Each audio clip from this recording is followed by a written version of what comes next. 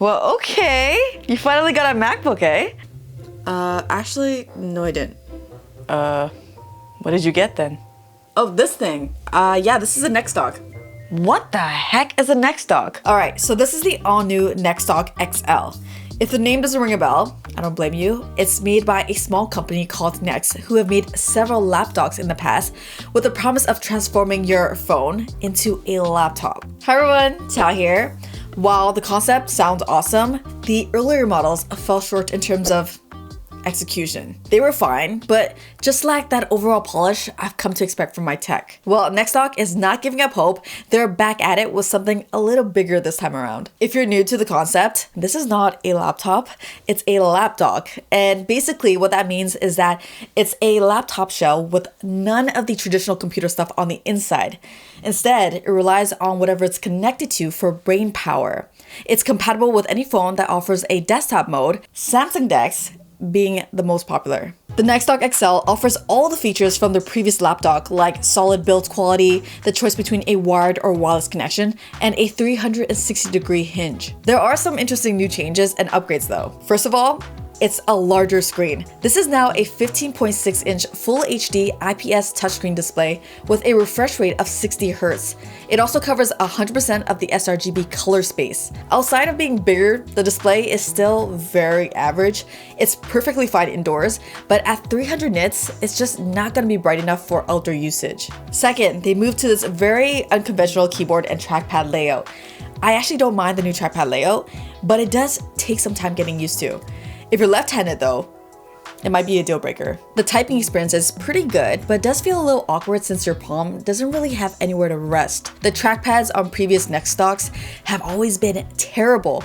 This is still not that great. It's usable, but scrolling is pretty bad and the raised area at the bottom here gets in the way of actually clicking the trackpad. But on the bright side, at least with this positioning, you don't have to worry about the really bad palm rejection. But yeah, overall, the trackpad is still not that great. The touchscreen or using your phone as a trackpad are way better options. The third big change is that this now has a 15-watt wireless charging pad above the keyboard to charge your phone if you're using a wireless connection.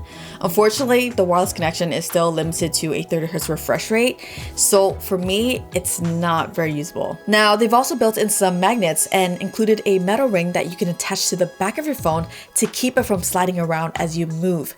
It's not marketed as MagSafe, but my MagSafe case works perfectly here. The positioning is actually not too bad when I'm using my phone as a trackpad. If it was below the keyboard, the typing experience would be kind of awkward, so I see why they put it up there. I don't really care for the wireless charging, to be honest, since I'm on a wired connection for DeX, but I do appreciate that I have an actual place to store my phone now. What's interesting is that it can charge both my AirPods and Sony earbuds with no problem, but the Galaxy Buds and Pixel Buds won't charge because the magnets keep pushing them out of place. I don't know if a wireless charging pad was something a product like this even needed, but hey, they're trying something new. It's an interesting decision, that's for sure. The upward firing speakers are also upgraded. You get 4 2-watt THX certified speakers.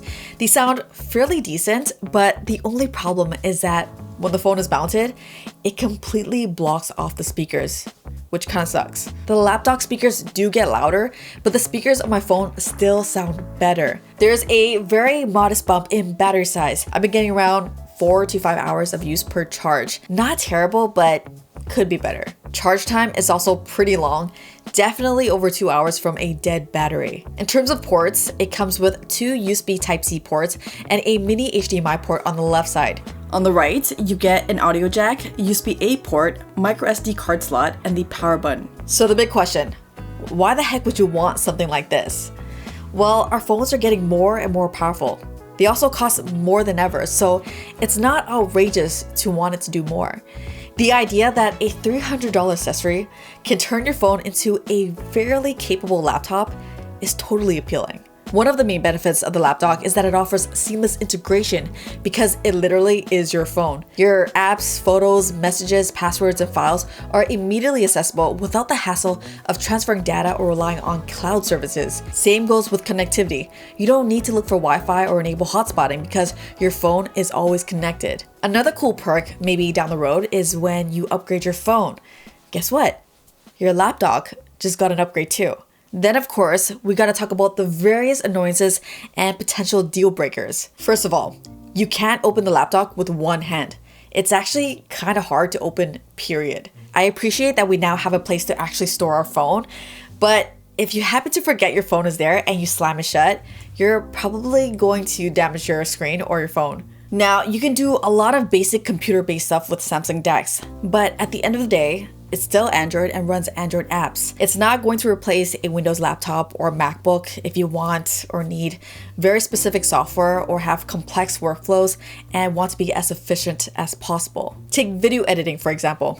I can totally do it here with an app like LumaFusion, but would it be my first choice over my MacBook? Heck no. If you take a lot of video calls on your laptop like I do, you'll immediately be disappointed by the experience on the NexDock XL.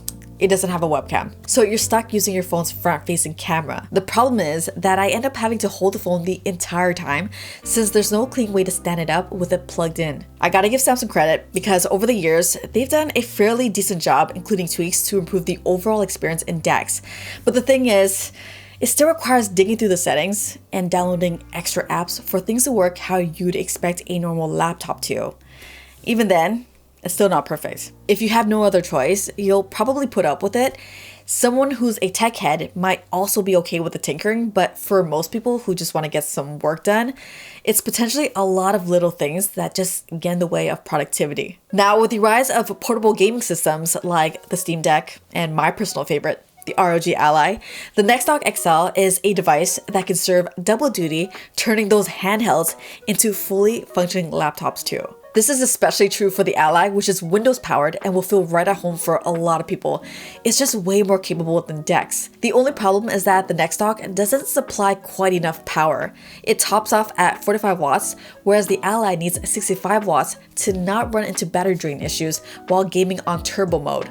The 60Hz display is also going to feel very underwhelming coming from the 120Hz display on the Ally.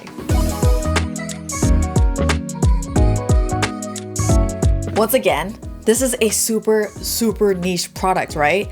But at this point, I think the people behind this are perfectly fine serving the small group of die-hard DeX users who have fallen in love with the feature. And honestly, that's okay. It feels like deja vu because it really is just the same story over and over. There's so much potential in the concept, but just so many hurdles to overcome for this to really take off. The NexDock XL is still not quite a perfect hardware experience. The all-in-one package is definitely convenient, but some of the parts on their own are fairly underwhelming. And then on Samsung's part, DeX needs a lot of continued development and probably way more marketing. So many people with Samsung phones have no idea what DeX even is. Does Samsung actually want DeX to be a true laptop replacement? Probably not, because they've been putting so much effort into building their Galaxy Book brand. Heck, it makes more business sense for them to try to sell you on a Galaxy Tab instead. I'm not saying the dream of using our phones as a laptop won't ever happen, but the progress is moving real slow, like really slow. For now, this NexDock XL is a product I'd only recommend if you know what you're getting into. You gotta know what DeX is and isn't capable of, and you gotta be able to live with the just okay to below average hardware. If you really want to give the lapdog life a whirl, I think this is one of the better options out there, at least for now. As usual, thank you so much for watching. Until the next one, I'm out of here. Bye!